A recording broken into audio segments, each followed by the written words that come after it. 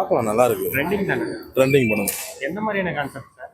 இல்லை, husband and ஒய்ஃபுக்குள்ளே இருக்க மிஸ்கம்யூனிகேஷனை இப்போ இருக்க ஃபேஸ்புக்கு, யூடியூப் இந்த மாதிரி இதில் மிஸ்கம்யூனிகேஷன் வருதுல்ல, அது வந்து எப்படி யூஸ் பண்ணிக்கிறாங்க மற்றவங்க யூஸ்க்காக அப்படிங்கிறது தான் படம். படம் பெருசாக லேக் இல்லாமல் போகுதுங்களா? கொஞ்சம் ஃபர்ஸ்ட் ஹாப்பில் கொஞ்சம் லேக் இருக்குது, செகண்ட் ஹாப்பில் மேட்ச் பண்ணிட்டாங்க. அது ஓரளவுக்கு ஃபேமிலி ஆடியன்ஸ் தாண்டி எல்லாருக்கும் பிடிக்குமா? கண்டிப்பாக எல்லாருமே பார்ப்பாங்க. இப்போ இருக்க எல்லா ஃபேமிலிக்குமே தெரியுமா சோசியல் மீடியானா எப்படின்னு. இது எல்லாமே இருக்குது படத்தில். இதெல்லாம் ட்ரெண்டிங் பேர். ஆக்சுவலாக எல்லாருமே அதுக்கு தான் ஆசைப்படுறாங்க, ட்ரெண்டிங்காக ஒன்று. அந்த படத்தில் இருக்க மேஜர் கேரக்டர்ஸ் அதுக்கு தான் ஆசைப்படுறாங்க, அதை யூஸ் பண்ணுறவங்களும் அதுக்கு தான் ஆசைப்படுறாங்க. அதனால் படத்தோட மேட்ச் ஆகுது. நல்ல படமா கண்டிப்பாக அவருக்கு கேரியரில் இந்த படம் கொஞ்சம் பரவாயில்ல. இதுக்கு முன்னாடி இந்த படங்களை இதில் லீடாக பண்ணியிருக்காரு, நல்லா பெஸ்ட்டாக பண்ணியிருக்காரு. சரி, ஓகே ப்ரோ, நல்லா இருக்குது.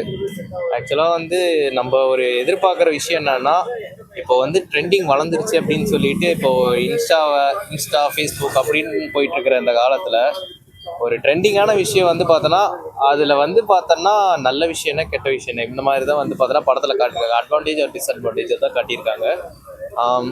ஆக்சுவலாக வந்து இந்த படம் இன்னும் கொஞ்சம் பெட்டராக பண்ணியிருந்துருக்கலாம்.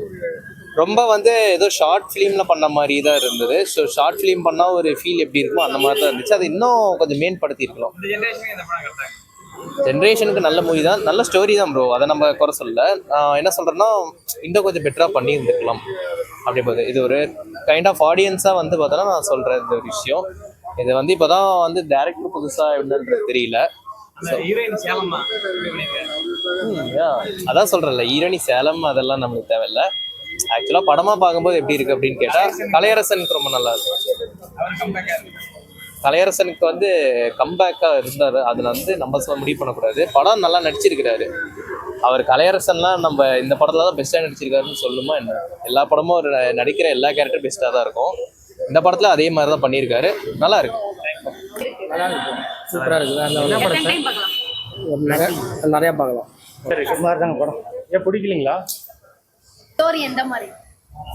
இந்த ஜெனரேஷன் கேட்டது.